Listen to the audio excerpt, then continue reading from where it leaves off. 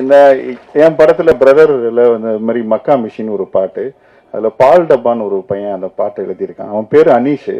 ஆனால் அனீஷ்னு கூப்பிட்டா டென்ஷன் ஆகிடுவான். என்னை வந்து பால் டப்பா தான் சொல்லணும் அப்படின்னு சொல்லுவான். ஸோ அவன் வந்து அந்த பாட்டு எழுதியிருக்கான். அவன் ஆடியோ ரிலீஸ் ஃபங்க்ஷனுக்கு வரமாட்டான்.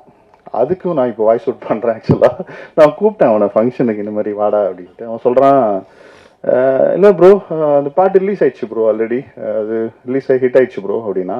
அது ஓகேடா, ஆடியோ லான்ச் ஃபங்க்ஷன் வச்சுருக்கேன், நீ வாடா. அதான் ரிலீஸ் ஆயிடுச்சு ப்ரோ, அப்புறம் என்ன? இல்லை ப்ரோ மற்ற பாட்டுலாம், அப்போ மற்ற லிரிக்ஸ் ரைட்டர்லாம் கூப்பிடுங்க, என்னையா கூப்பிடுறீங்க அப்படின்னா. இல்லைடா வாடா ஃபங்க்ஷனுக்கு வாடா, எல்லோரும் வராங்கடா. எதுக்கு வரணும் ப்ரோ? இல்லை சும்மா எல்லோரும் விஷ் பண்ண, எல்லாம் நம்பர் அனுப்பிச்சி விடுங்க ப்ரோ, நான் மெசேஜ் பண்ணுறேன் ப்ரோ அப்புறமா ஃப்ரீயாக இருக்கும்போது அப்படின்னு.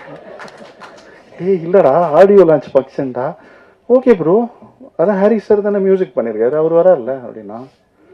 இல்லைடா எனக்கு என்ன சொல்லன்னு தெரில, சரி சரி வாடா அப்படின்னா வந்துட்டான். வந்துட்டு எல்லாரும் விஷ் பண்ணிட்டு கிளம்பிட்டான்.